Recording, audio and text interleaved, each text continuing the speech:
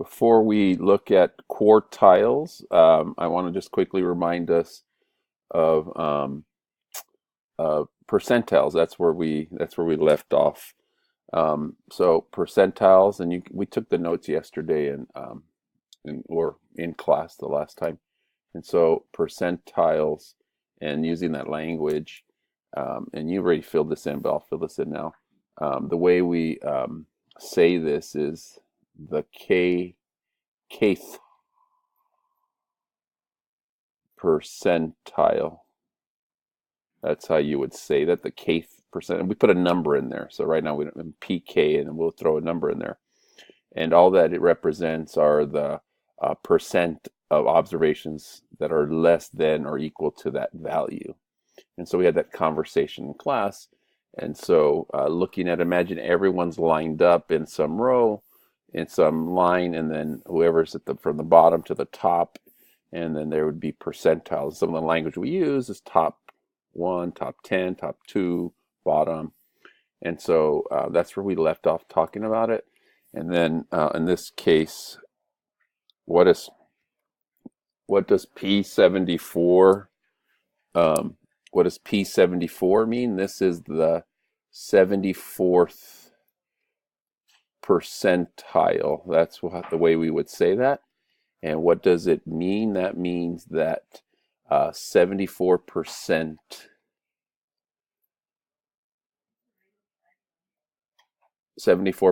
of people scored lower than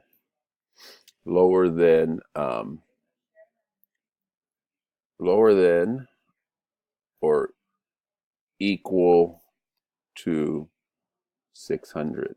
So that's the idea of percentile. That's where we left off. And so now we have another term called quartiles. So quartiles are percentiles. And so the thing about quartiles is that they're so often used. We use them so often.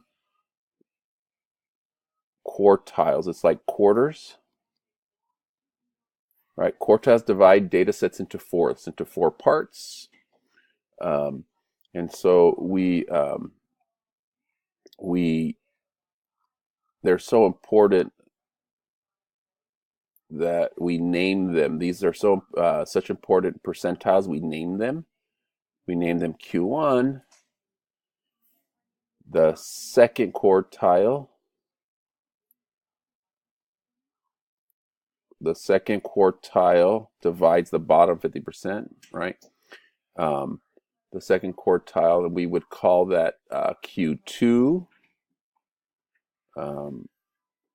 Right here. Oh, it needs to be here. So we would call that Q2, which divides the 50% from the bottom 50 from the top 50%. And it's actually just the median. Q2, the second quartile, Q2 is just the median. And then we have a third quartile. Again, it's just another name in terms of quartile for medians, is Q2. And this is Q3 divides the bottom. And so you can see in a list where it falls. There's Q1, Q2, that's the median. This would also be what we call P50. This is P25, that's a 2. And this is P75, okay? And so you can do that by hand because you know how to find medians, but when data sets are too big, so for example, how to find the quartiles, if we look at this data set real quick here, 1, 2, 3, 4, 5, 6, 7, 8, 9, 10, 11, 12, 13, 14. There's 14 values. So it's easy to do by hand. I'm going to get 7. Here's 7 and 7. So we break this up into pieces. There's 4, 7 here, and 7. So right here is we would break that up. That would be the middle. That would be Q2. And then Q1 would be 1, 2, 3, 4. 1, 2, 3, 4. Here is Q1, Q3 here. So all we're doing, think about it before you move on. All we're doing is finding the median, and then we find the median of the bottom 50% and the median of the top 50%. And then you have your quartiles. This, again, like I said, this is equal to the median. And this is equal to P75, but they're so important that we name them Q1, Q2, Q3, and we use those very often.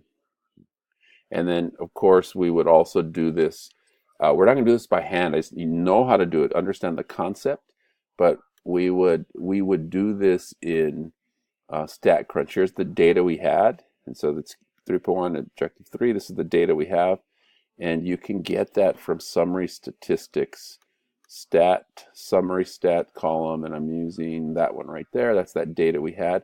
And if you look carefully down here, you will see we have Q1, Q3, and somewhere is the median. There it is. That's the median there.